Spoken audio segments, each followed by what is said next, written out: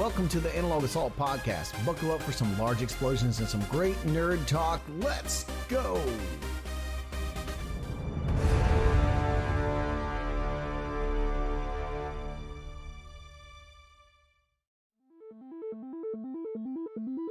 You're listening to Analog Assault, a video game podcast by Mulehorn Gaming.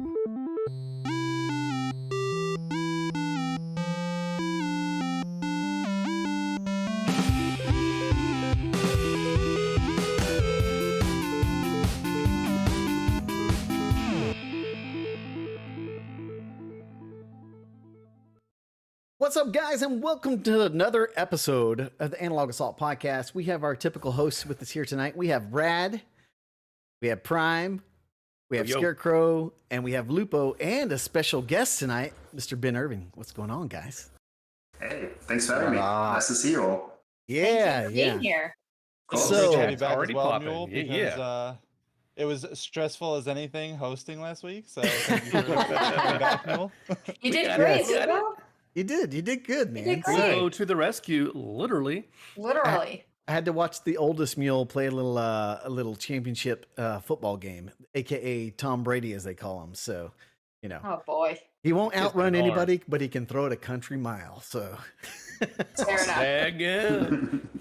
so tonight, guys, is a special edition of our Analog Assault Podcast because we have Ben with us, and we're going to talk to him about all kinds of things, mostly about live service games, kind of hear his story and things like that. But first, we're going to do our fun little segment here called On the Clock. And so I guess this week we're going to have to start with Brad. So we're going to start with Brad. All right. Surprise, We're going to surprise. start. So Surprise. when you hear this, your time is up. Your time is up. So, and my finger is itchy. I'm ready to buzz you. So you better go fast. All right. Ready? Okay. You're on the clock.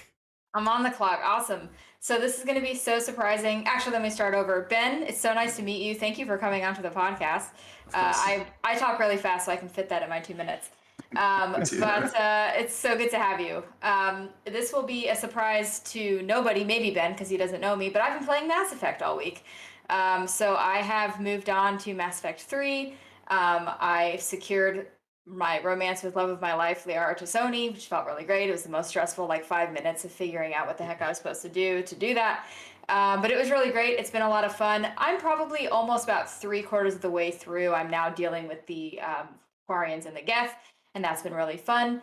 I ran more Bog over the weekend with the boys, and I got a Fatebringer in Destiny 2, so that was really nice. Nice. I don't think I have watched anything this week, have I? I don't think so. I've been playing a Sports? lot of video Futurama? games. What about sports? No, Futurama has fallen off. He's trying to get me to buzz here. I have been watching baseball, of course. Go Tampa Bay Rays. They beat the Yankees today in a blowout. It was great. And I think that's it. You Hey, had little 45 Apex. seconds. 45 seconds to spare. Not You want me even to keep minutes. going? You want to buzz me? I'll keep going. if you That's wanna buzz okay. That's me. Okay. all right. So let's go over to Mr. Primetime. Mr. Primetime, you're on the clock. Okay, so let's start off with say I had my second 40th birthday recently, and I do feel old in many those ways gray than one. hairs. Those gray Right? hairs. One of those was one of the birthday lunches I had recently. Found a new Chinese spot and amazing ratings, amazing food. Let's just say later, all that spicy food didn't do this second year 40-year-old body so well. I have finished up Jupiter's Legacy. I really, really enjoyed that. Sadly, I just heard today it has been canceled. Will no longer continue. No more seasons. I really bummed about that. I know, right? Yeah. I did start, however, on Shadow and Bone, and that looks pretty good from the first episode. I'm really loved it. intrigued.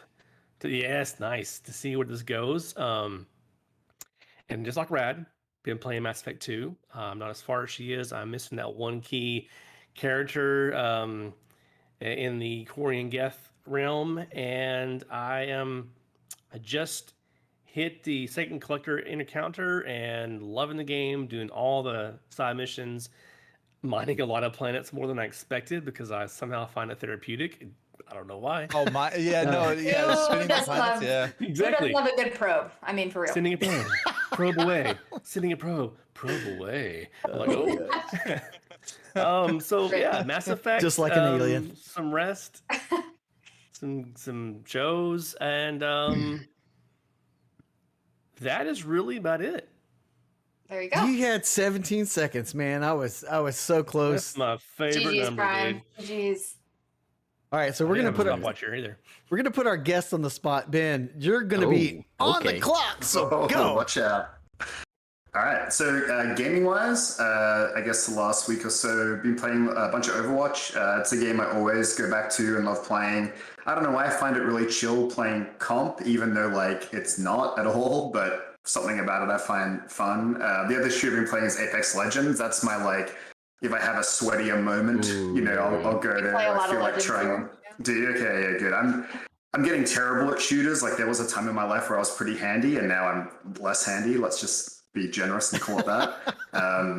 And then I actually started just this week playing WoW TBC Classic. So when I first got into WoW, it was at Burning Crusade, and I ended up like running a guild and being a raid leader and a main tank and all that kind of stuff. And while I don't have the time for it, it's fun dipping back in and giving that a whirl. Although everyone's like 70 and I'm like 60 and a half, and it's a little bit sad, but that's fine. I haven't checked out Mass Effect Legendary Edition, but I'm super pumped to see that come out. I have tons of friends back at BioWare, obviously still from my time working there, and just really excited to see that come out, and it looks like it's going really well, so very, very pumped for them, even though I haven't checked it out. Netflix-wise, I don't know if you guys that are married have streams. I have like a wife stream of shows and a Ben stream of shows, so like my wife and I just finished Billion Season 3, I want to say it was. Nice. Which really enjoyed, and I just set up The Irregulars on Netflix. I don't know. I'm in like 2 eps in. I kind of put it off, and then it kept coming up in my like, you should watch it based on your viewing history, because I basically on my time I watch all the fantasy stuff or like the nerdy stuff. But I think probably perhaps my like greatest achievement this week is I figured out how to get a black background on Discord video chat. So that's really what I'm most proud of. For those of you wondering, you can download NVIDIA Broadcast and set your input to NVIDIA Broadcast instead of your webcam, and you will have backgrounds of your choice. So that's me, the end. Dude, you literally did it right at the, like, I was so like, I'm going to get the buzz Ben, but I didn't get to do it. Nice. Right, my internal clock's too good, or having the timer on the other side of my screen. I don't know which one it was. All right, so Scarecrow, you are on the clock. Oh, okay. So we'll start off with what I've been playing. I've been playing Destiny. Been doing a lot of raiding. We did 3 back-to-back raids this weekend. Still Vex's myth classes evading me. We did get 2 people theirs. Been playing obviously a lot of Genshin. Been grinding up that. Their next patch is coming out Tuesday.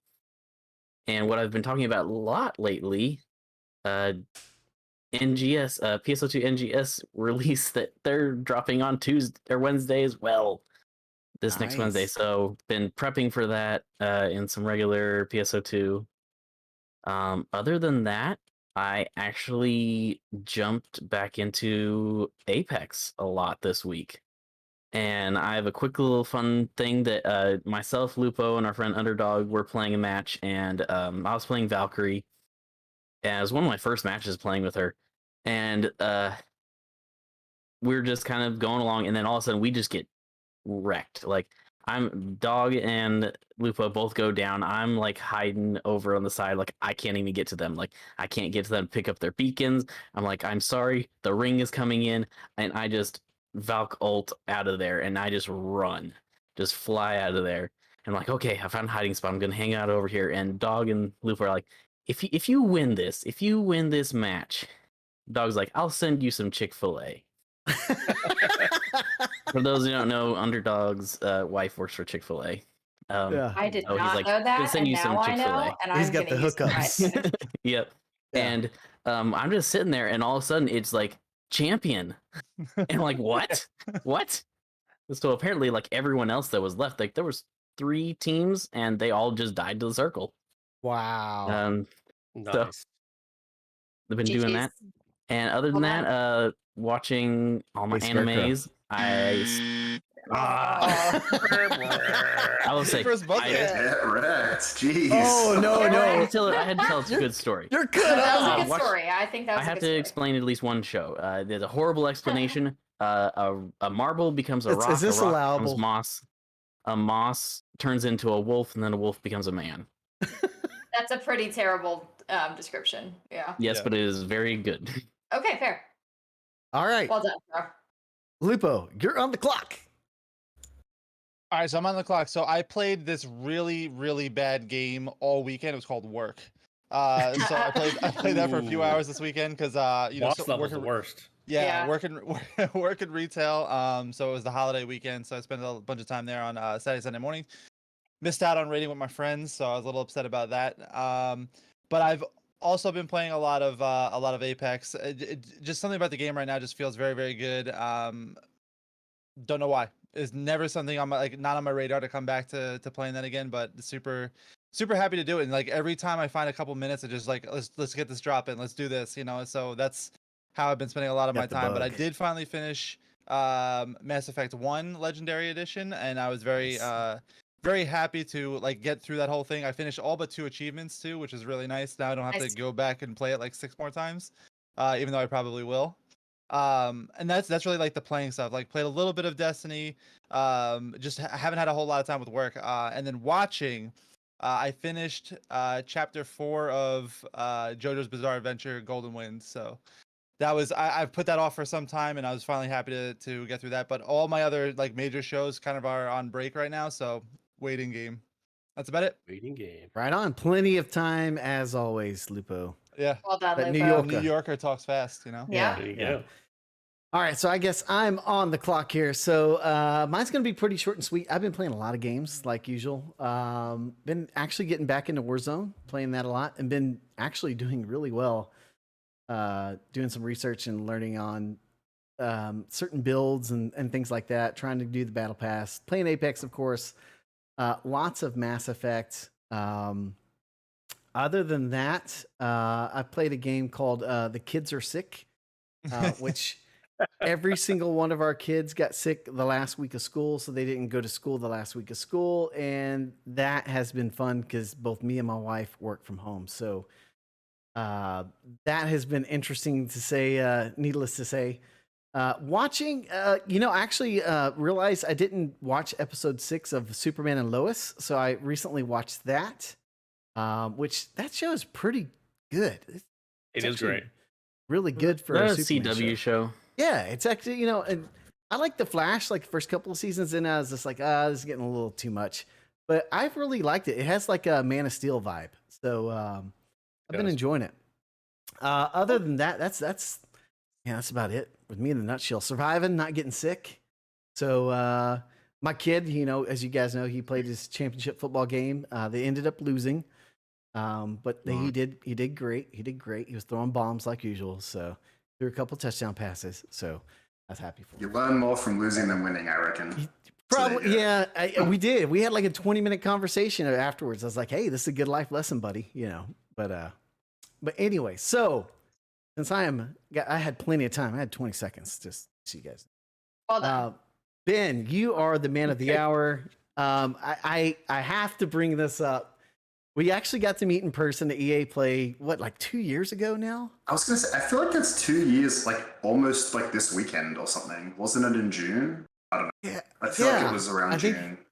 Yeah. Late June. It would have Anyway, been but yeah. during E3, right? So It would was have been right- Whenever EA Play like in the was. middle. Yeah. It was like right before. It was awesome because we got to hang out. You and Chad got to introduce me to Casey Hudson, which I was like, Yep. it's awesome. A legend. Yep. Yeah. So it was just really cool getting to hang out with you and chat. And we recorded a podcast that I ended up losing because technology, man, can't always It was get a on sad time. Very sad because you have such a I mean, we really, gave our best as well. Like, that was the best it ever gets. it was so good. It was so Never to good. be No heard. one will ever know. Yeah. No one will But ever you, know. you have an amazing story. So just walk us, just take us down memory lane from when you were a much younger man and you really were wanting to get into the video game industry. tell us, how did you get into the game industry? Yeah, I mean, it's a long story. I don't know how much of it you really want, but I mean, I'm from Australia originally. That's where I grew up, and I kind of like always wanted to make video games. You know, like that was my, like in high school, I played tons of sport and stuff because I grew really early, so I was like a big kid. And so I played lots of sports. I played basketball and rugby, but like my real passion was always playing games. Like that was my little secret thing I would do on the weekends that I was kind of embarrassed about telling people about, right? And so, you know, in those years, like some formative games for me were like Final Fantasy VII and Baldur's Gate 2, and like, you know, I really think like a lot of what is a great game for any individual is as much about like the point you are in your life when you played the game necessarily in the game itself. And so I just remember, and this is a bit of a tangent. Do we have 3 hours? But we had this family holiday we would go to a beach every year in summer. It was just like an hour away, but I had basketball camp for high school. And so I was at home by myself for a week in like the 11th grade or whatever. Now I get to reveal my age accidentally, whatever. I'm super young, 25. We're young. And yeah. I was playing Final Fantasy at the time, is my point, and my family was out of town, and I like brought my PlayStation down to the big TV, and I was playing it while they were gone. But kind of the sad thing is, as we left, we had to put our golden retriever down right before we went on that vacation, and he had lived a really long and great life, and it was. But I came home by myself as like a 17-year-old from this beach thing to go to basketball camp, and like walked in the door to like the smell of the dog, right? Because you know they have a smell. It was super sad, and I was by myself, but I found solitude like playing Final Fantasy VII. And so for me, that was like a really big moment of this escapism and the power of games. And I think like a lot of people go through traumatic, tough situations in life, and they use gaming as an outlet. And that was that was very traumatic. I mean, it's a dog and whatever, and it was sad, but like people go through much worse things. I'm trying to you know, collaborate myself to other things. But anyway, so that kind of passion just kept growing. And anyway, I went to university, and I sat there. I went and looked through the course book for like the word video games, right? It's like it was like 2000, I guess now. And I'm like, there was no such thing, at least in Australia. Like you couldn't learn games. I didn't know how to get into. I didn't know what to do. So I did like business and like info systems, and like I did sides of like computer science and stuff. Anyway, so I graduated and went into like software basically. And I just thought, you know what, I just grow out of video games, right? Like it's a thing for kids, like, you know, whatever. And I was finding the older I was getting, the more I was playing games, you know, and then I'm like 24, 25, 26, like, man, like I really thought I'd be over this by now. And so I worked in software, and I mean, I was successful at it. Like I actually did client server architecture type software, which is what most online service games ultimately are, right? So a lot of the learning incidentally translated kind of by accident, but Okay. I was just anyway, I ended up doing a startup with some friends, and we were making an online fashion store. And I was having this moment, and I was pretty young at the time, and like I was like the technology guy, and then we had fashion guys, but they were busy, and I was doing this thing where we would pick the models to like take videos of in the clothes that we were selling. Yeah. And I'm sitting there like picking models from like beautiful men and women walking down this catwalk, and I like hated it. And I was like, if I am miserable now, like this is as good as it probably gets. Do you know what I mean? Like that's a pretty fun thing to be doing in technology. And I just realized like I had to figure out a way to make games. And so I went back home to my girlfriend, who's now my wife, but not then, and was like, hey, like I'm going to quit my job tomorrow. Let's move to Austin, Texas. I want to make games. I want to work in the video game industry. And she kind of laughed, and I was like, I'm deadly serious. And she went to UT. That's a long different story, but she's from Texas, but was in Australia, and we met in Australia. So UT is in Austin, if anyone doesn't know. But so like I picked Austin specifically because she had friends there and her family was nearby, and it was like a place I could pick that would be like a winning ticket thing. Anyway, so BioWare was making Star Wars: Old Republic, and that was my play. So I like sold all my stuff, we sold our possessions. We got on a plane like 2 months later and flew to Austin, and I landed for GDC Online, which was a conference it used to be, and I was just so naive. I thought, I'll just go and meet the BioWare recruiters, and I'll just get a job. Like that's just what I'll do. And so like I went and I Just go do it. talked. I was on a 90-day tourist visa, so I was really on the clock. And I met the recruiters, and they were lovely. And I mean, I did have like at that point 6 or 7 years experience in software development, doing project management type stuff. So like, it's not like it was unheard of that I was like unqualified, but like very much. And I don't know if you guys ever tried to get in the industry. There's a real issue of you have no game experience, therefore no. And it's like, but how does one obtain experience if you need experience to obtain it, right? Like it's it's always hard to get started. So anyway, they were super excited and like, yeah, like we have this role, like let's do it. And then like, do you have a green card? I'm like, no. And they're like, oh, like we can't sponsor you for this role. And so like it didn't work out, which was pretty crushing. And so it's a long story, but I found ways to just keep in contact with them. Like I would stalk the recruiting page and like they would change the UI layout, and I just write an email that's like, love the new layout from Ben. Like that's it. I wouldn't like fish for a job. I just like try to like, keep it in be contact. nice and I actually went out one night on like a Wednesday for a couple of beers with a buddy who was visiting, and met a bunch of BioWare people randomly, like at a table. We were just drinking and having fun, and I'm chatting to these dudes and like, oh, what do you do? I work at BioWare. I was like, no way. And I'm telling them my story, and they went into HR, and we ended up staying out till 2 a.m. on like a Wednesday night hanging out together. And these two guys actually end up coming to my wedding years later, like became really good friends. But they went into HR the next day like, oh, this guy Ben's great. Like he's super passionate. He wants to like get in the industry. And then like they would email me like, heard you had fun with the guys last night. Like it was just, I don't know. It was a do whatever it takes thing for me. And my whole thinking going into it was like, I'd rather go spend all the savings that I have and come back and have failed than wake up and be 70 years old and never gave it a shot for the thing that I really love doing. And so that's why for me, it was naive and silly, but risky. Anyway, again, I'm embellishing too much in the story, but I eventually had to take a different job on like day 89 of my tourist visa. I like went into this interview and just like faked a bunch of stories about having to go back to Australia and how I was in 4 final stage interviews, but they were my favorite. But if I didn't know in 2 days time, I'd have to take a different job, and just like, that was all fake. Like my experience was real for the job and stuff, but, and just kind of just do what I had to do to get a job and stay in the country. And then I got sponsored and got a visa, and actually then 6 months later, I got a job at BioWare. Something opened up that was suitable for me, and I got in the industry. I was like doing like operations project management. It's like the crappiest, I shouldn't say that for people to do it. It was like not a great job at the time.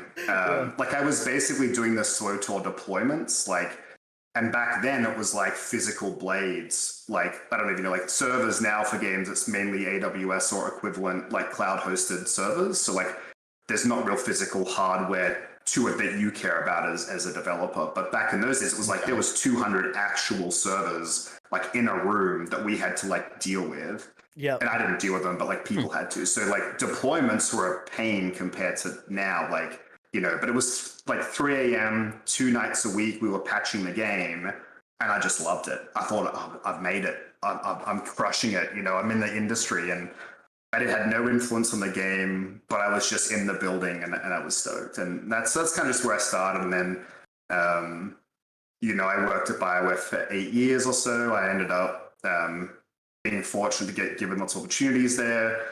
I kind of like ran some of the operation stuff for a bit. Then I moved to the dev team because I played a lot of the game and was super passionate about it. And then I ran a small feature, and then I'd run a collection of features, and then I shipped an expansion, and then I shipped many expansions. And eventually I ran that team for several years on Star Wars Republic. Kind of got asked to help out on Anthem, and went over to Anthem for a little bit, about a year before ship, I think I started. And then kind of, from there, I left BioWare eventually, decided I needed to do something different, went somewhere for a year, Certain Affinity, had a great time, awesome people, just didn't play out for the project we were doing for a number of reasons. That's no one's fault, but really loved the people I met there and the experience. And then recently, well, I guess it's been probably 6-8 months, started Crystal Dynamics. We just announced opening a studio in Austin, which was super exciting. Yeah. So I'm kind of part of just figuring out that studio and, getting some people over. So that's kind of my story of where it came. But That's Yeah. awesome. That's what's crazy about your story. Is like you went and did it. Like there's so many people that will look at that and be like, man, that's just too freaking risky.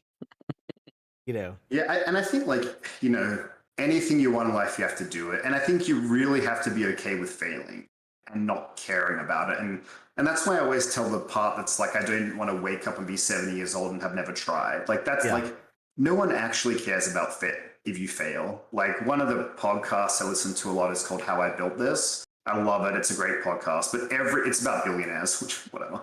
But it's like every story is like I failed 5 businesses and then my 6th one at 40 years old was successful and now they're a billionaire. It's like, it's not like there's many Zuckerbergs who like at college be like, maybe I'll change the world with my idea, and like it actually works, like so many people fail. And I think that's a real misconception for younger people, because you kind of train through school and stuff like passing grades, blah, blah, blah, blah, blah, blah, compete with my peers. Like I feel like a lot of the infrastructure doesn't prepare you for the reality of it's actually better to just go and put yourself out there and fail fast, especially when you're young. It doesn't matter. Like I couldn't do it now with kids, wife, mortgage, but like I couldn't just reinvent myself if I wanted to, not with ease. But at that age, it was like, what's the worst I'd do? Like spend my X dollars in my bank account, which like then it was everything. Now that amount of money is not as meaningful to me because I'm older. You know what I mean? It was like not that much money.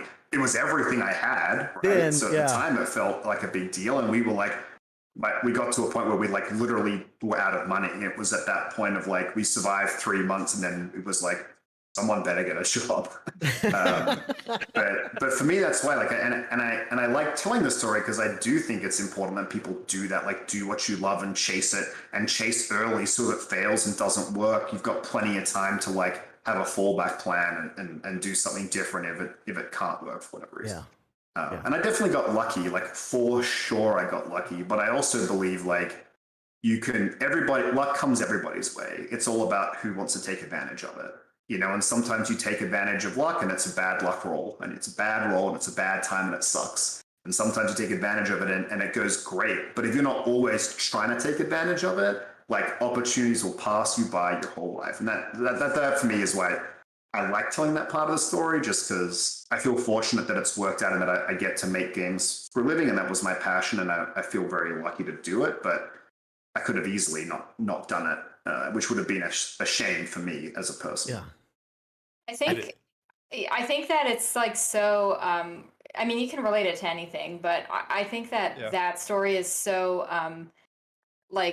in sync with gaming. Like so much of gaming is.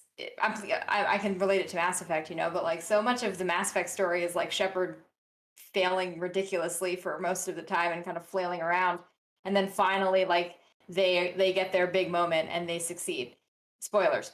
And and so I think that it's awesome to hear you say that, and it has such like it's like such a parallel life to the protagonists that we play in games all the time. Like their whole journey is a bunch of like hitting barriers. If you're Lara Croft, you might fall off a cliff a couple times or like get stabbed through the neck with a spike or whatever happens to her when you fail. But then she ends up doing it. I had to bring Lara's gonna come up like 12 different that's fine. But it's one of the most relatable stories, right? I think that's where BioWare has been great storytellers for a long time, is understanding that like perfect protagonists aren't interesting. It's actually the ones that have their flaws in many ways, because that's what we all relate to. Because no matter how great any of us may think we are, like we're all inherently flawed and we all have problems and issues, and I think it's very relatable. For sure. Absolutely. I think it's interesting.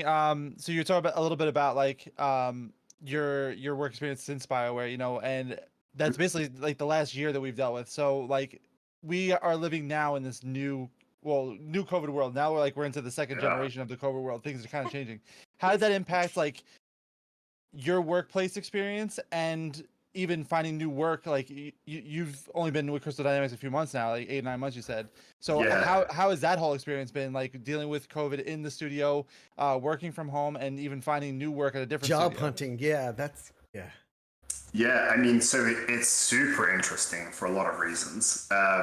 So please, I get sometimes I just talk a lot. Feel free to interrupt and ask questions as we go. So I worked. You're listening. I worked for a company, and it would have been certain affinity. It would have been, I think, 6 months I was there, and the pandemic hit. And like originally we're like, I guess we're going home for 2 weeks. Cool. And like I haven't been in an office since that day. It's like 15 months later, like in any office. So like we were wildly wrong about that part. So obviously every company goes through the initial, how do you work from home? What's all the IT, network, security stuff? Like especially with games, and like you've got a copy of the game on your machine at home. It's less secure than having it in the office. Like, there's rules about like the windows you have. Can people look in? Like if you're on interesting, sensitive IP and people look in, like you can spoil stuff for the studio, right? Like one of my favorite stories from pre-Swoto, and I wasn't involved in it. I don't even know if I worked there, but a bunch of the guys went to, is it called CPK, the California Pizza Kitchen? Is that a thing? Yeah.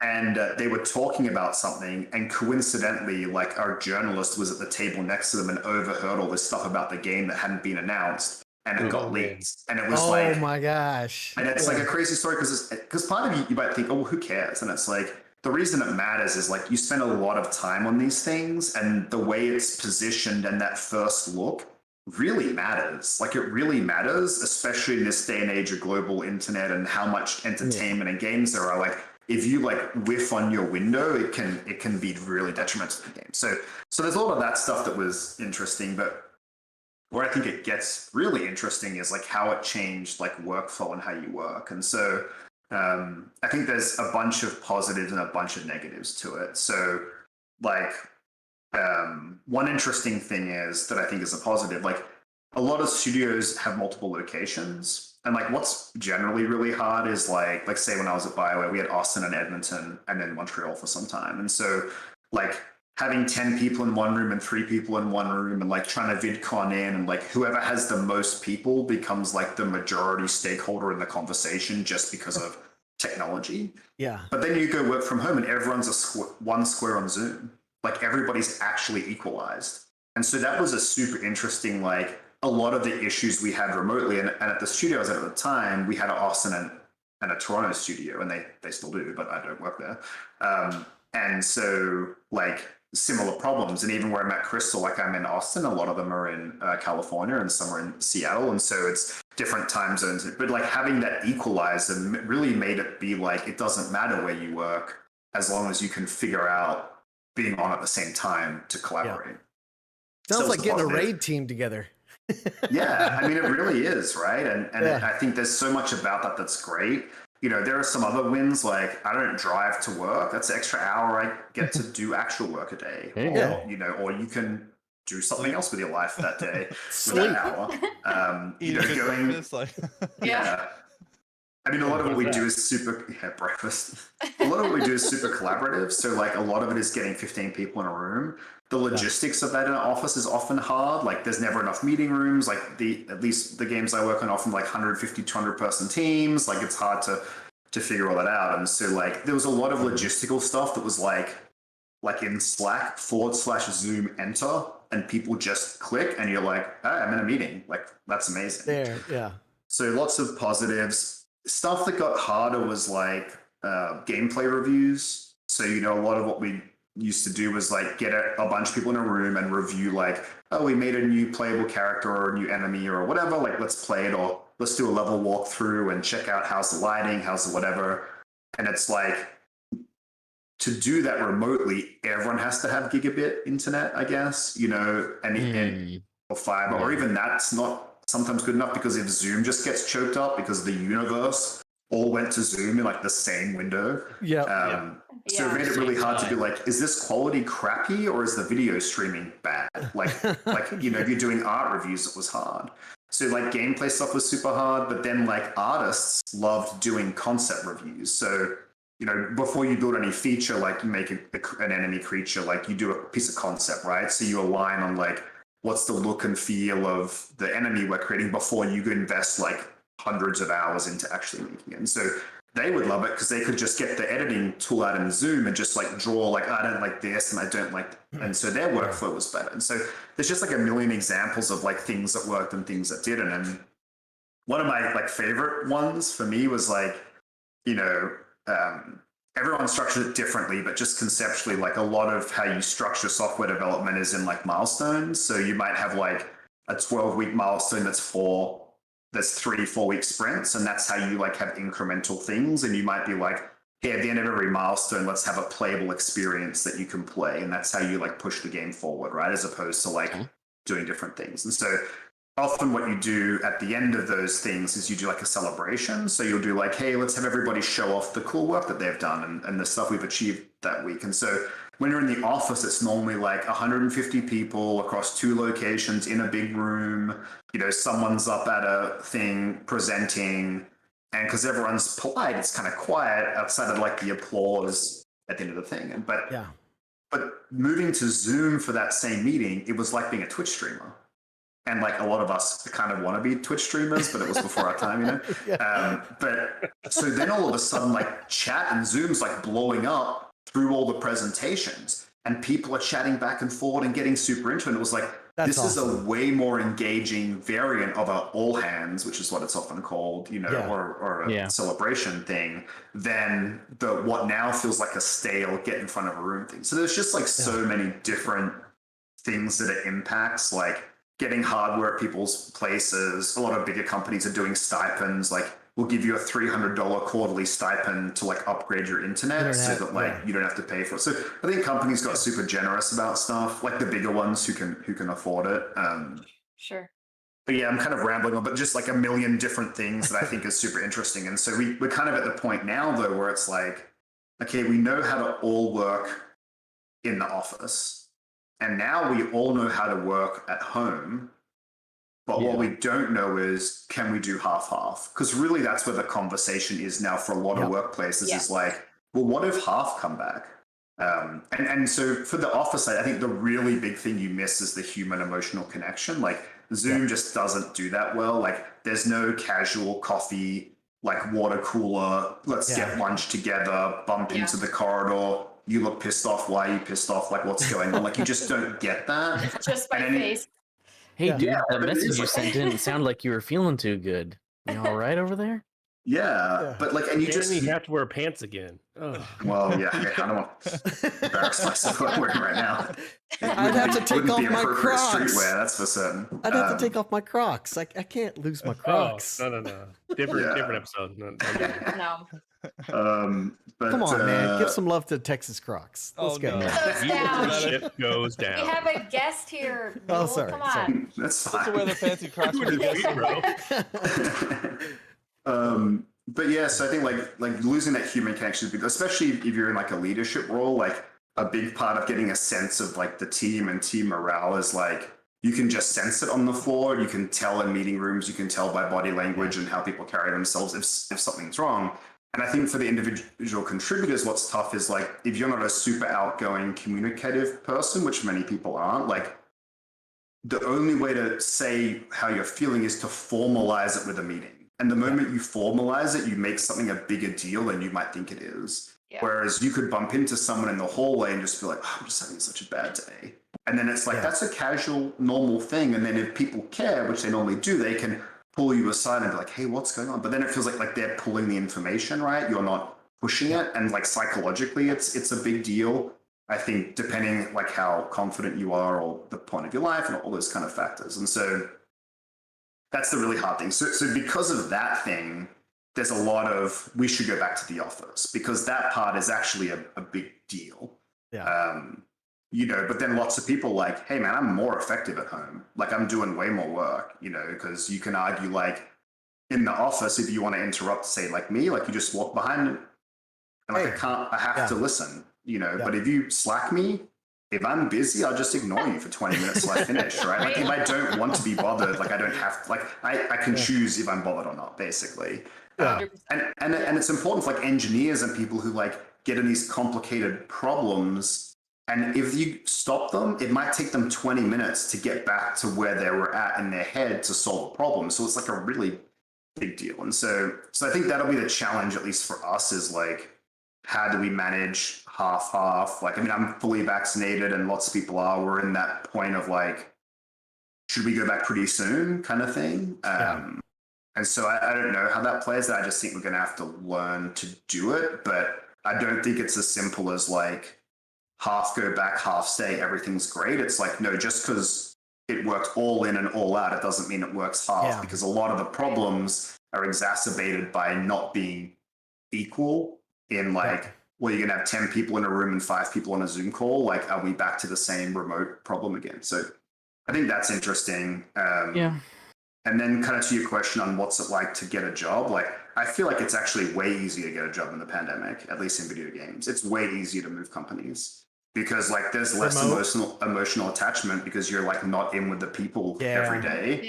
And people are being like, I don't know, just work from home for 6 more months. You know, like moving house, considering a longer commute, going to a different city. Like you could be like, yeah, I'll go work for a California company for a year during the pandemic. And if at the end of it, I love it, I guess I'll move to California. But if I don't, I guess I'll just go to a different place. Right? The commitment level is so different that it's actually like I swapped jobs and I just sent one computer back in and the delivery guys gave me a different computer and I sit in the same chair and I just like started meeting new people the next day. And that's kind of what happened. And it was, I mean, obviously I'm simple, like, you know, it was sad to leave those people and actually made lots of great friends at the place I left and we left on great terms and all that kind of stuff. But it was actually, for me, super easy. I think if you're in technology and software, that's probably true across industry, but I have no idea what that's like for other people in other industries.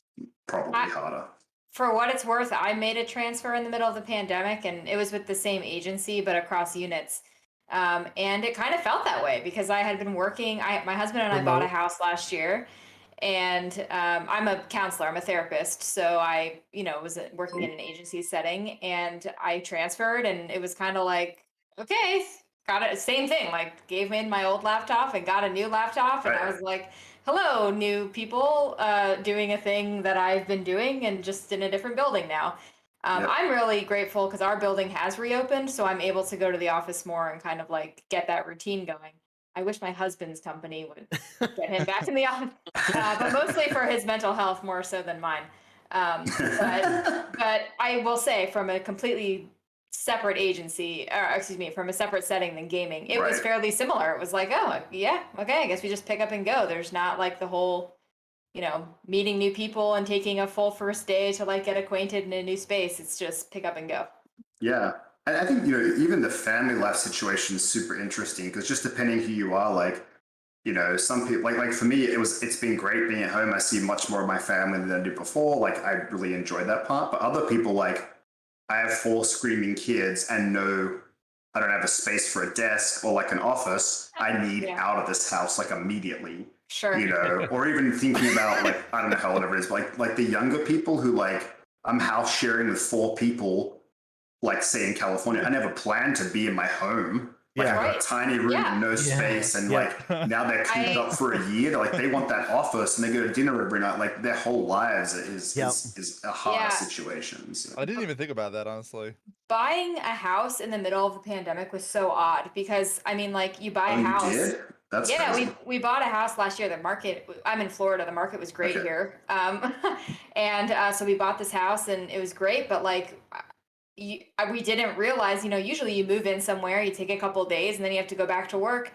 We have been in our house like 95% of the time. Right. Because we can't go anywhere else. So like we became like very like intimate with our house like so quickly because we were just here all the time.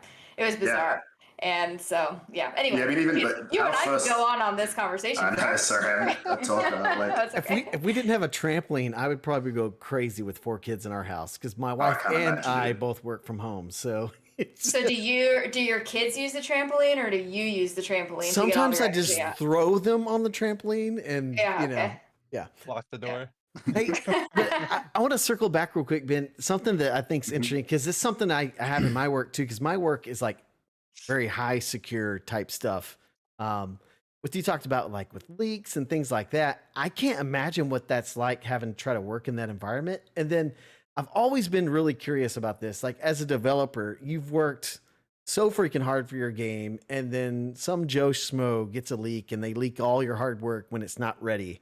I mean, how do you guys feel with some of the stuff that you're kind of working under that new pressure? And like, how do you respond? How does it affect the development process as a dev when you have leaks like that?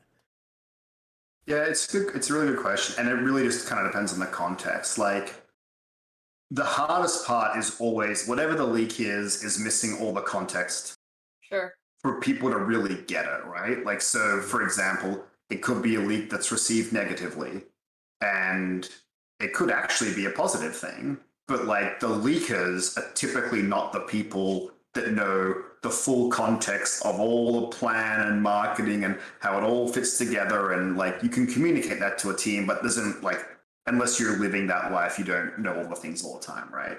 Yeah. And so like, that's really frustrating because you're like, man, that actually could be a positive thing. We can't even acknowledge it really, because now we have to start explaining stuff we're not ready to explain. And it's frustrating. Or it's like, crap, now you have to explain it. So now everybody stops what they're doing and goes off with all the marketing and PR folk and is like, all right, let's like have an emergency, like figure this out thing. So it's always frustrating, but I think there's kind of tonal things. Like, sometimes people leak things in bad faith. Like, they're upset at leadership of the game for some reason, and in bad faith, they leak a thing. And it could be the game, it could be like a news story or a snippet or whatever. And like, that's the part that really sucks, is that it's like, hey, like, you can't solve that in a positive way through communication internally on the team to like find some resolution, whatever. Like, you're got to a point where for whatever reason you have to like kind of backstab people anonymously. I think that's what's sad about it is, and you know, I don't want to judge the people that do it as much as like, it's just sad that you couldn't figure it out. You know what I mean? Right. Whatever caused that like negativity or that negative energy. And then if it's like, you know, a bunch of assets or a video clip or whatever, generally it's not too damning. I think the only place it sucks is if it's like they leak something that's at a low fidelity because it's not finished, and then that becomes the like video people look at to represent the game. And then that's just unfair to all the artists and all the engineers and the designers who put like so much effort into something for it to like get a bad rep when it's like not finished, but like that context doesn't come with it. So it sucks, but it's generally, it's not the end of the world, to be honest. Like, you know, it happens.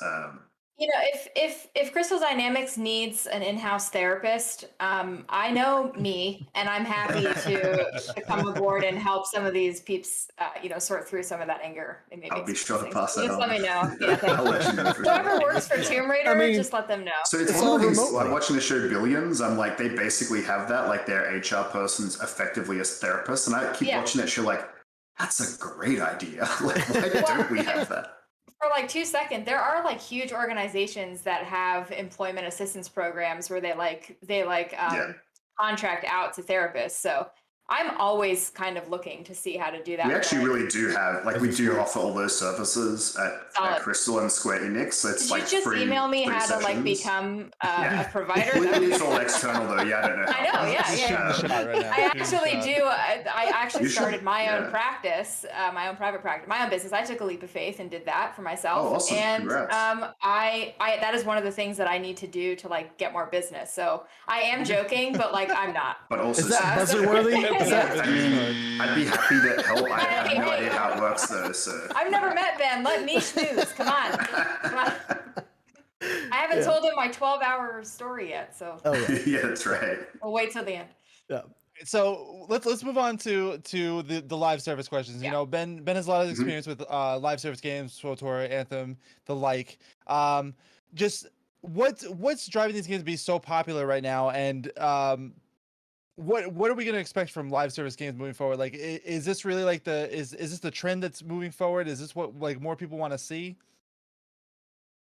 Yeah, I mean, so there's a lot to kind of unpack in the question, right? Yeah. Like, so how many questions are in that question? I think it's almost like, and again, this is just my opinion. Like, I don't know if anyone knows the answer, but here's just my thoughts. And again, I don't this isn't me representing my company or whatever. It's just a dude who does this thinking out loud. So part of the early motivators were like, okay, so as games go on and the years go by, making games is getting exponentially more expensive. Like the demand of quality, the amount of content, the complexity required, like they're just getting more expensive. For a long time, the market penetration of video games was also expanding. So kind of the offset about like, how does this math even work when every other product in the world constantly has its price increased, is like, well, there was just the audience grew so big that it was kind of okay to keep it at like $60 or whatever, right? Yeah. So as the market penetration kind of got a tougher problem to solve, I think what happened is people like, all right, well, how do you get more bang for the buck, right? And like, I know that there's reputation of big companies being money grabs, whatever. Like, I really think like almost everyone who goes into this wants to make great games for the players. The reality is, if you don't make enough money, you cannot continue to do it. Like, that's just how anything works, right? Eat like, and live. you have to make money. And then it gets harder when you're at a bigger company where there's lots of games. It's like, well, if you only have so many dollars to give out, you give out the dollars to whoever is returning the most money, right? Like, to an extent. Just like if you're investing in the stock market, it's like you invest in the shares you think that will return the most, right?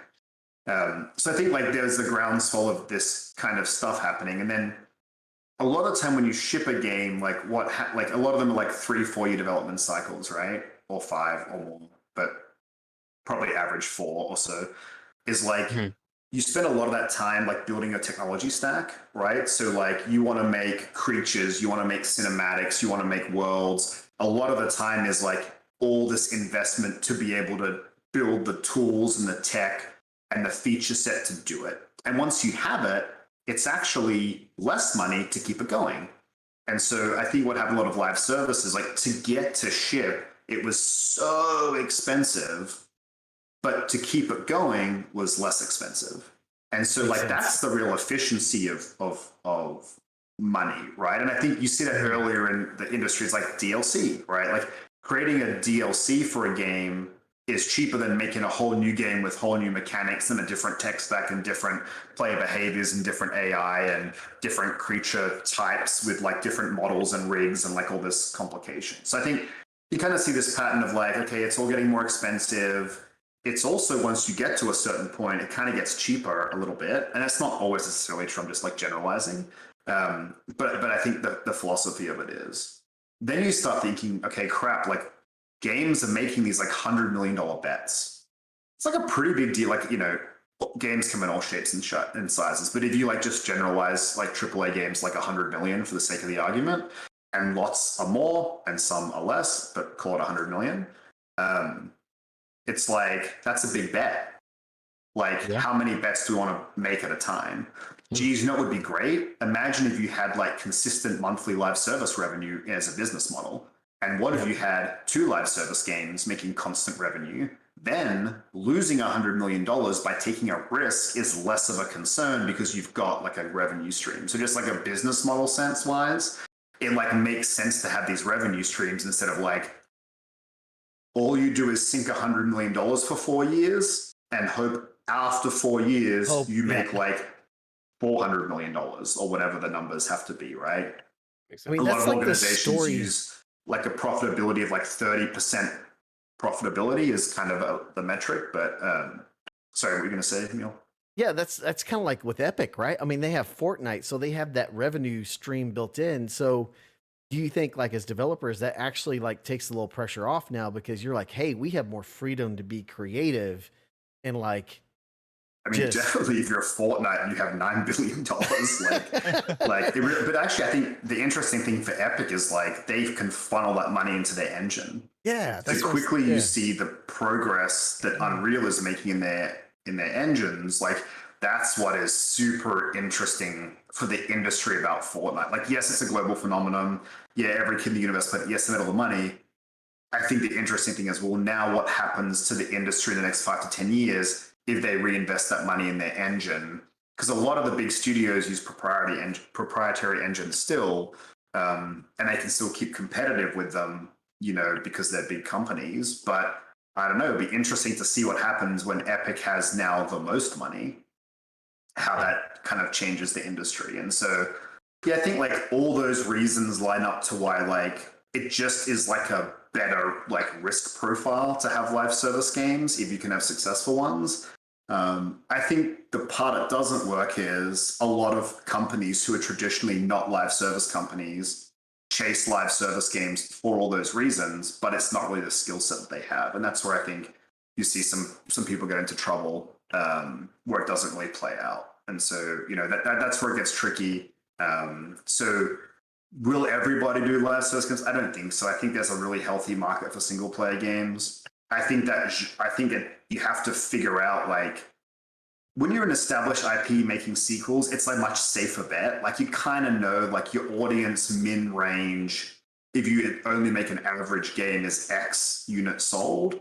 And so you can kind of structure your business plan and P&L around being like, okay, like, well, this will be fine.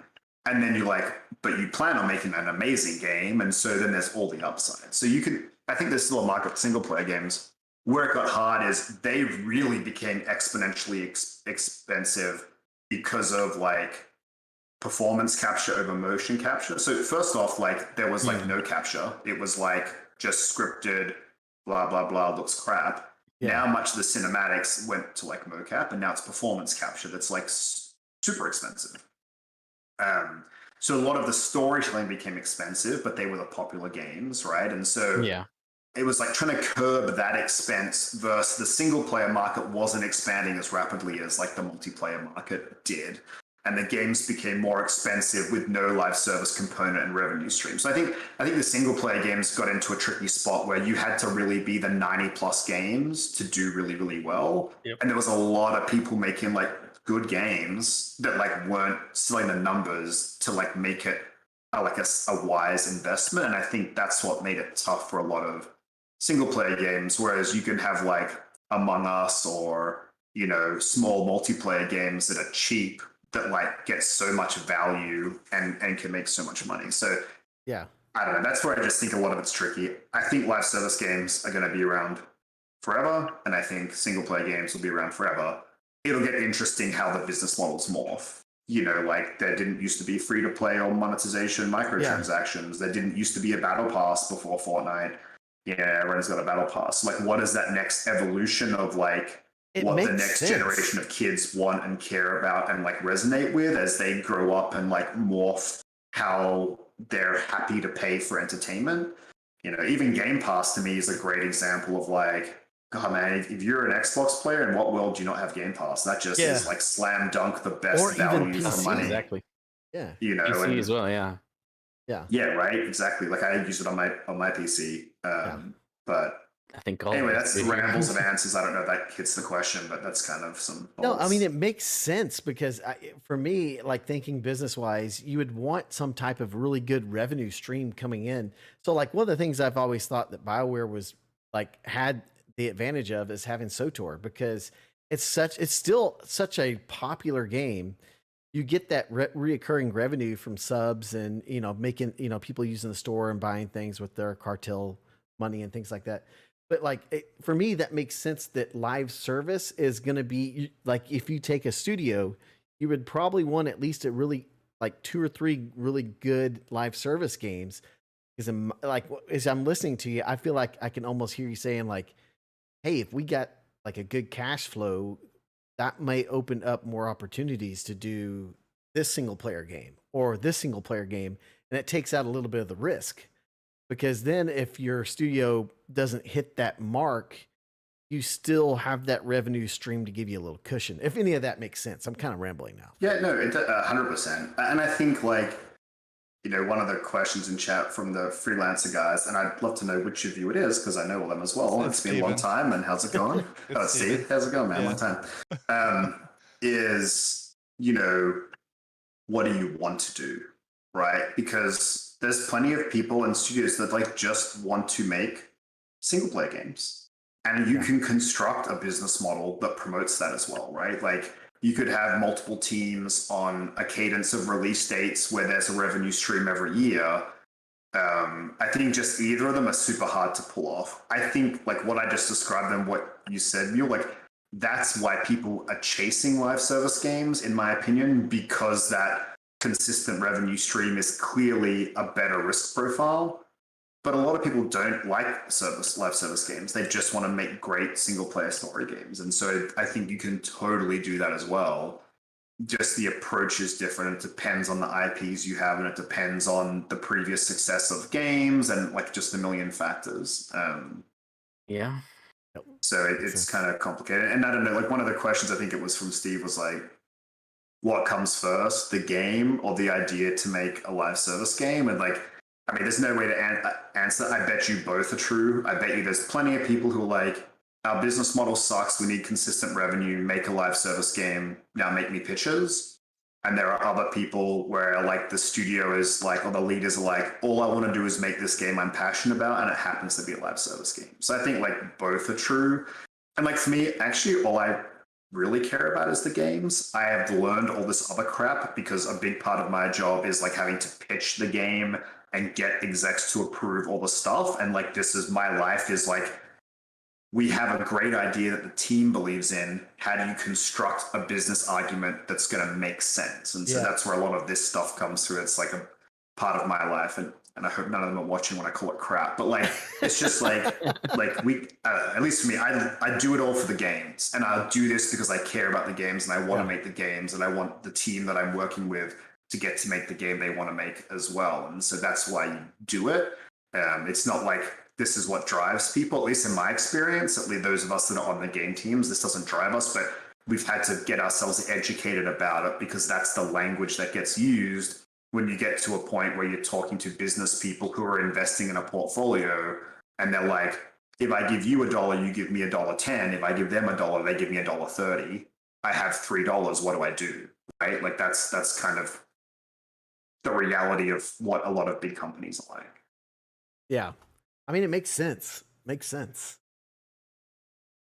Prime, I think you had a question, right? Yeah. So speaking of games, you're talking about what would you say is the feeling in studios as your guys are getting ready to release a game? How's that the ramping up feeling? How does that work for you guys? Like before you launch something? Yeah. Yeah. We've all heard about coffee. Yeah. Yeah, I'm sure I mean, we've all heard about crunch and all that stuff. Yeah, I mean, you know, I don't want to say crunch, obviously everyone's is it no. Is it crunchy? So everyone's different. Honestly, it's hard to answer. Like, I think there's some things that would be similar. Like, you know, you work a long time to ship a lot of these games. You know, for me, like honestly, a lot of the 10 years I've worked in live service has been like getting asked a year before something ships to come and help fix it, I guess. And so like I lived that cycle for a long time of like shutting stuff down and shipping. The stress is real. Like you're making a lot of tough choices. You're always having to cut scope. You're always having to live with some amount of bugs. You're always having to like triage in a way that gets uncomfortable. Like that's always true. Pressures get tough. Like people start working extra hours for sure. Sometimes it's a little bit like it's a push. Sometimes it can be crunch, and that sucks for sure. But people get tired either way because it's like mentally draining and it's mentally stressful. And so then there's just lots of friction, right? And it's a straining thing. And like the important part is on the journey up to like build the relationships, build the team in a super healthy way. So when that friction comes in place, you can kind of stick together.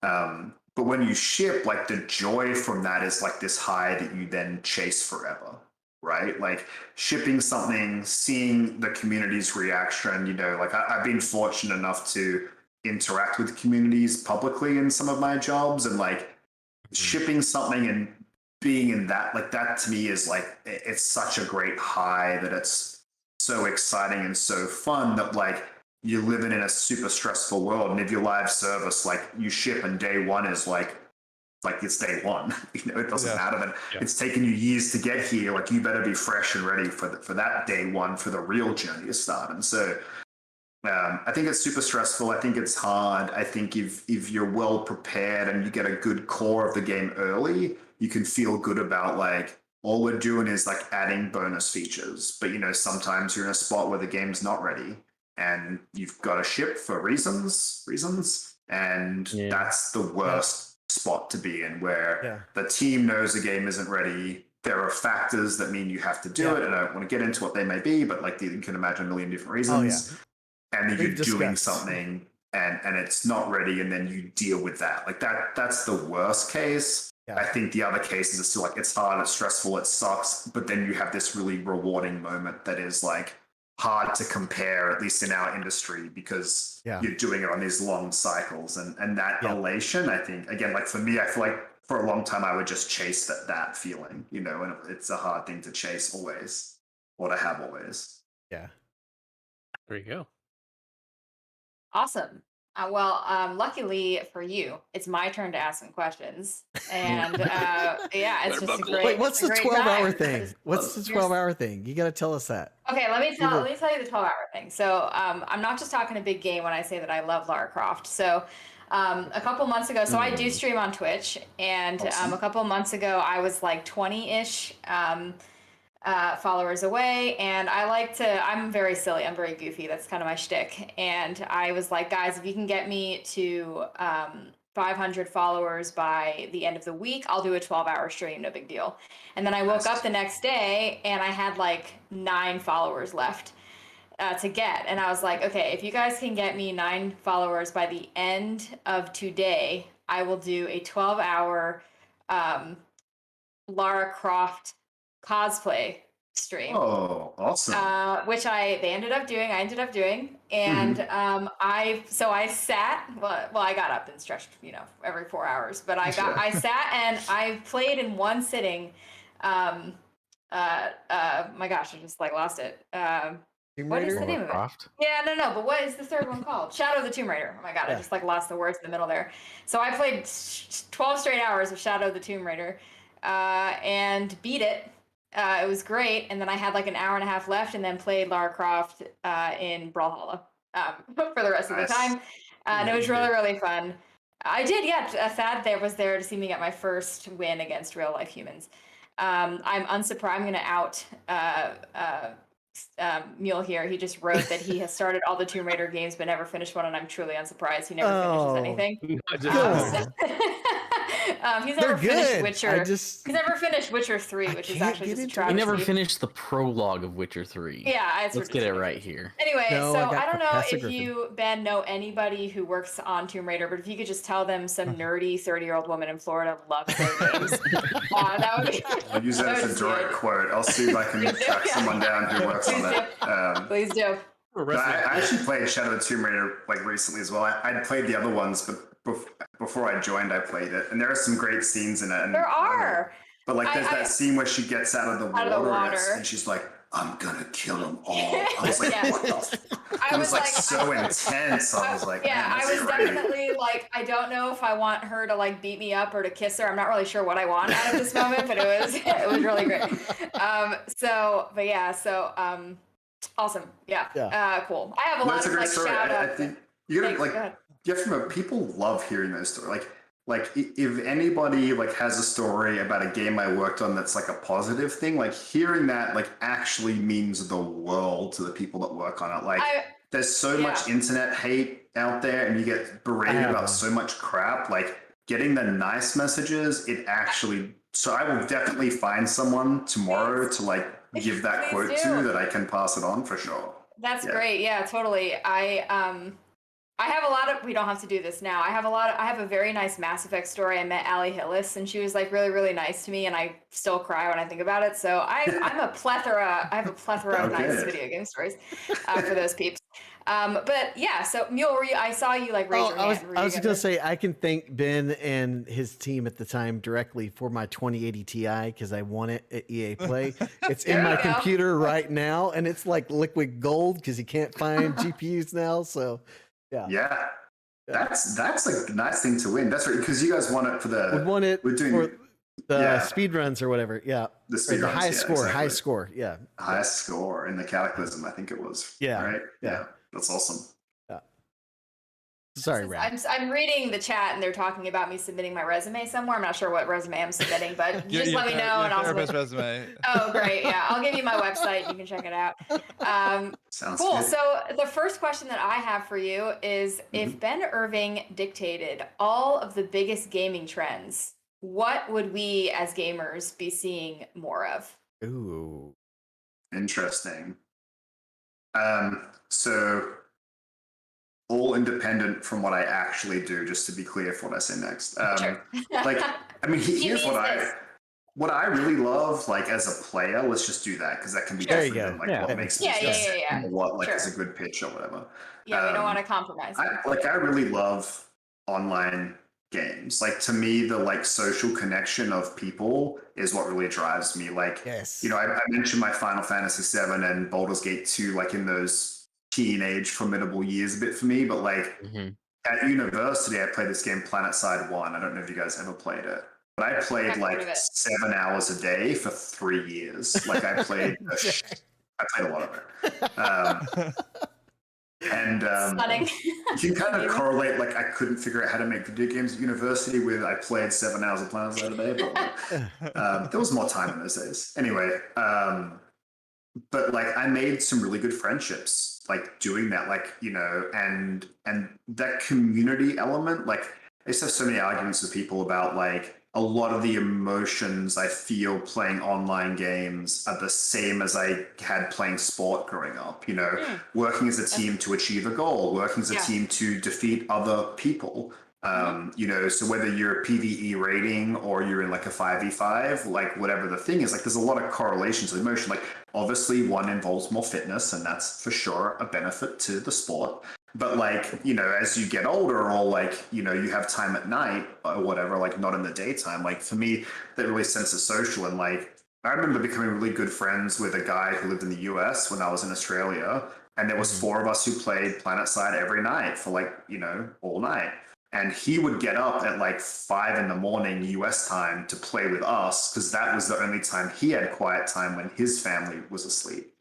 But we became really close, like to the point that like he went through a really bad divorce and like we were all there for him and we were all there as real friends in this gaming community. And that was what was so powerful. Like in many ways, we played to hang out with each other, not because of the game to some point, right? Which I'm sure resonates with anyone who plays those kind of games. But yeah.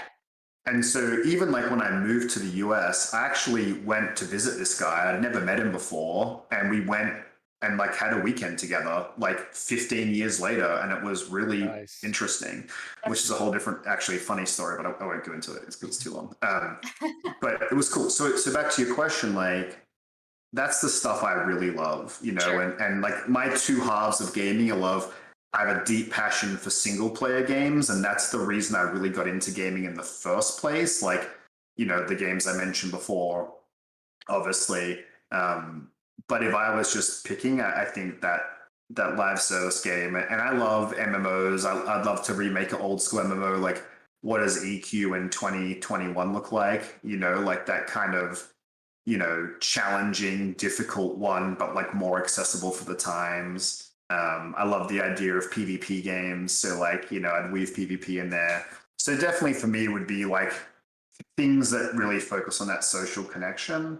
And then my other half of the brain is like, but I also love like really rich, deep single player stories. So like doing that is also, so I don't know, can I pick 2 threads of things of how I would, you know, drive the industry, which actually now I think about it as like you just described all games, I guess. So that's unfortunate. Yeah. Well, you know, actually, and I do have a second question, but the question that the game that I think about a little bit is something like Apex. Apex actually has a lot of like really rich lore to it. And while the game is primarily like a PvP experience, there's a lot of great lore in Apex. And one of my very good friends, she knows more about the story of that game than like anybody I've ever met. And that's just a testament to how like well they do at writing story for a game that is not, there's no PvE in it. So yeah, and they're like, you know, season kickoff videos are so amazing. They're so good. Yeah, and it also helps, like, you know, it's built off the Titanfall IP, right? So like it comes with a lot of rich lore to kind of kickstart into that, and that's sometimes we talk a lot about like the difference between like narrative and storytelling, right? Like there's a difference between having super long cinematics that are amazing yet expensive and having like really rich lore that players can get invested in. And it's possible to have one and not the other, you know, or both. And to your point, I think Apex does a great job of making you care about the world and the characters that are there without needing to be a single player story driven game, which is super cool. Yeah, I'm going to add a small question. Who do you like to play in Apex? Ooh. Obviously, I play Fuse right now. G'day, how's it going? Is it bad that every time, like, the and I week play leading up to Junkrat and this, Overwatch, and I do the all week the leading up things you to would this expect. like interview, like I've been playing Fuse all week. I was like, I bet this is who Ben plays. I know, that's great. Yeah, I was, and then before that, I was playing. God, now I can't remember who was the new hero before that. I think is she the Irish chick? Horizon. Yeah, I played Horizon, and then I played a bunch of Loba as well. Yeah, no Loba love for and Octane. Bloodhound originally, but yeah. Anyway, Loba Octane. and Valkyrie are my mains, and I love those ladies. They are so cool. They're so fun. Yeah. So I think it's interesting. sorry, I didn't mean to cut you off there. I was gonna say the real second question that I have for you. This one's always one of our favorites that we come back to as the year goes on. Is what is your most anticipated game this year or in the near future? So honestly, like I was super hyped for WoW Burning Crusade Classic. Like, Okay. like, and that's, I mean, I know it's not future, but it's like 2 days old. So I don't know, like it's what I've been hyped for, I guess. Sure. But it's like in a ridiculous way. Like in my mind, I'm going to play it like I did 14 years ago. And I'm clearly not going to do that. There's no time. And I actually don't even have the energy to grind like I used to. You know what I mean? Like I used to live for the grind. It was so glorious. So I'm excited to play it. Like what I hope is that like I push max level, I hit the raids. I'd love to get into like raiding once or twice a week, cash. Like that would be great. And then I can move on to like all the, because when you're doing that, you miss all these games that go by, you know, because it's so all time consuming. I do know. Yeah. So I want to get into a balance where it's like I can do these things and relive some of that nostalgia. And I'm actually playing with a bunch of guys I've played games with for like 20 years, like on and off, and I haven't played with them for ages. So a lot of it for me is like this reconnecting thing with them. But they are like way better at playing a lot than I am somehow. Like, I don't know, they don't sleep or something, but That's kids.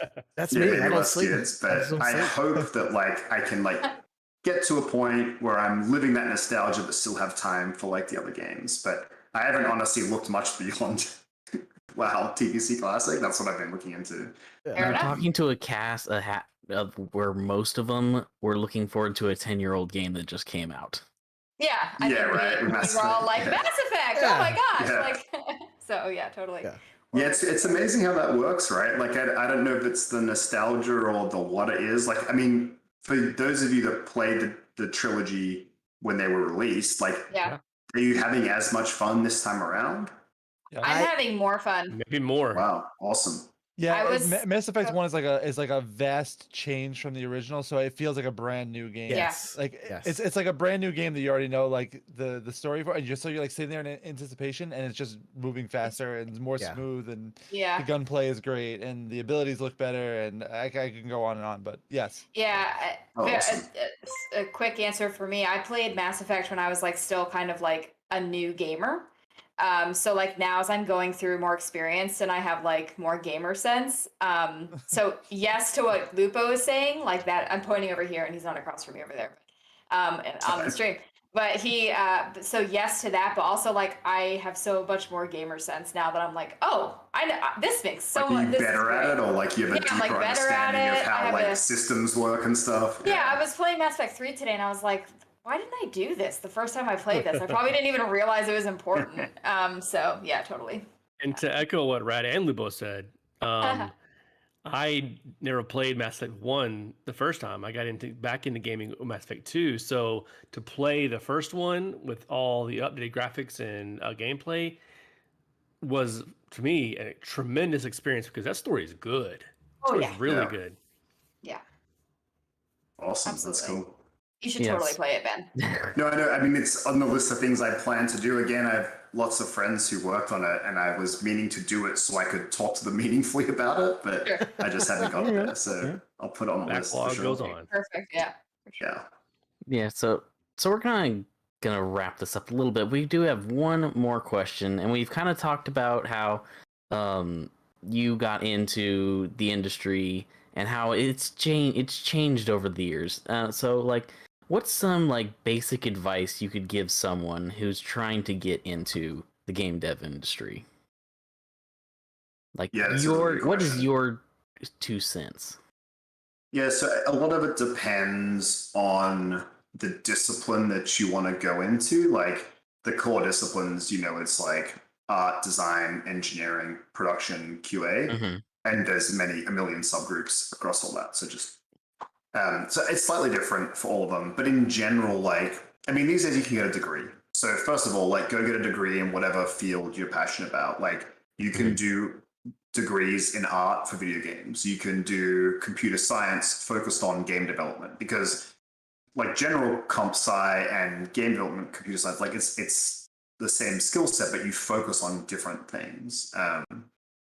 Production's the hardest one. Like that's what I do, because there's not like a training specifically for it. Like you're better off going in as a different discipline, deciding that you want to be in production, and then you can transfer over. So I think if you're in that young, like leaving high school, go to university, and you have the means to be able to go to university, like just pick that course and do it. So that's kind of the easy one. The harder one is like, well, what if I'm slightly older and I've been to university and I want to like make a career transition into this? Like that's the harder one, and it depends what you want to do. But the simple answer is like, be willing to start at the bottom role and do whatever it takes to get in. I mean, that's my experience. I took a 50% pay cut and 2 levels down from the type of work I was doing to take that job at Bio that I thought I was living a dream, but like all of a sudden was making half my money and like was actually doing tough work at 3 a.m. But for me, that was my path, and I had experience in project management, which allowed me to do that. If you're like a designer or an engineer, like, and you don't have experience, but you can do stuff like make mods, make games, make anything, like make a website with a reel, right? There's some candidates, just making sure what I can say, that I've seen recently that have these reels of personal projects that are way more impressive than their resume of their work experience are. Like to the extent that like the resume is like no way. Click on the link and be like, whoa, actually, this is super interesting. Okay, let's talk to this person and see how much these skills are real. And so I think like, if you're a writer, you write and you write and you write and you write, and then you share your stories. If you're a designer, you mod and you mod and you mod. If you're an engineer, like you make mini projects that are interesting technical feats on topical things in the industry that are challenging. If you're in production, like you have a proven track record of building stuff and being organized. There's different threads in, like you can get in community management if you're good with social media and have channels and have a presence like that is a good way to get in, because you leverage some transferable skills. If you just don't know what to do because you're not sure about any of those things, like get a entry-level QA job. Like QA is a super important, critical part of the industry, but you can get in by just being someone who is like super detail orientated and will run against the wall for 20 minutes trying to figure out where the gap in the world is. Like, and that's the entry-level job. The senior QA jobs are like super strategic and critical and important. So I'm not trying to downplay it, but getting in is certainly a path of no experience, but you're going to get paid the least money. So I think there are all the different ways you can do it, and I would really make sure people make sure you're passionate about it. Like for me, like there was just nothing else I wanted to do. I tried lots of other things that I was good at, and I just wasn't passionate about it. Yep. And so for me, this is the only thing I want to do. But like, it's way hard and stressful and you can make more. My joke is like, you can make more money for less hours doing the same type of job outside of games. So like, to do it, you really want to have to do it, and I think like that's the way to survive. For me, is that, and it's different from like, I like to play games casually and it's fun, to like, I love games, it's my passion, it's my hobby. And so I think if you're looking to career swap into it, is just really make sure that that's where it's at. And if it is, then there's lots of avenues to do it. You've just got to like figure out you've got to network and get someone to like give you a shot. Like I remember the reason I really love talking to people who want to get into the industry is something I do as often as people ask, is talk to people about, hey, how could I get into the industry? The reason I do it is when I was that person, I remember very, very clearly the handful of people who went out of their way to help me or to recommend me and give me a shot. And like, again, it comes back to luck and taking advantage of luck. Yeah. Like, so I'm all about wanting to pay that forward and help people, but everyone's different. And like the best angle for any given person is different depending on where do you live, what's your work history, what are you passionate about, what are you willing to do, how much money do you have to make to be okay? Like, but I think that's a bunch of examples of how to get in. That's awesome. Right on. That's great. See, everybody in chat was giving me, and here was giving me flack for shooting my shot on becoming a therapist. And you just. But this is the exact moment. Like, imagine if from this it all works out and that's what you do. Yeah. And then imagine the alternate timeline where you said nothing, and it's like, what did it cost you? Like 4 people making fun of you in chat. Like, who cares? I've been made fun of my whole life. This is nothing. I can handle this. Exactly. It's great. Yeah. No, thank you, Ben. That was great. Yeah, of course. Yeah, Ben, thank you so much. We went a little longer than usual, but man, it was such good conversation. Awesome. All night if you want. I didn't, super insightful. I didn't want to rush it because it was great conversation, and it's really just fun picking your brain. Maybe we can get you to come back again. So yeah, I'd love to, come back whenever. Like the thing for me that I would like to do in just general life is figure out ways to share more about how games are made, because I feel like a lot of people, there's a lot of commentary and a lot of stuff in the internet, and often it lacks the context of the reality of what it takes to do stuff. And I don't mean like, let's do a weekly thing and I figure out how to share games. Like, I don't know the answer, but I like talking about, like, when it's not specific to a game, I like talking about the philosophy or the strategies, or like, how does game making work, or what are the real roles, or how does decision making work, or how do you structure a team? Like, for me, all that kind of stuff's super interesting, and I think sharing it for me is super fun. So anyway, that's my way of saying I was glad to come and appreciate being invited. Yeah. Well, when a new Tomb Raider gets announced, we'll have you back, and Sure. I'm just dreaming. And then, but no, totally. I think that I know the 5 of us would love to hear more about just like how games are made. Like, I was talking to somebody today. I have like, my technology and like development knowledge is like sub-zero. So like hearing about it and learning about it would be so great. And I think that our community and our listeners would love it too. Yeah. Cool. Yeah. Right on. Agreed. Figure something out. Well, awesome, guys. If you like this podcast, then please visit mulehorngaming.com about page to find more great podcasts like this one and the Bendu Podcast, especially if you like Star Wars. And if you're looking for great ways to support the podcast, check out the description below with our Epic Creator Code, Amazon Store swag, much, much more. And if you would, guys, like us on Facebook, leave us a review on iTunes. You can follow us all on Twitter. And remember, guys, when in doubt, blow it up! Explosions! Blow it up, baby. Boom. I should go. Bang. I should go. Shepard. Shepard. Rex. Hello, Commander. That is.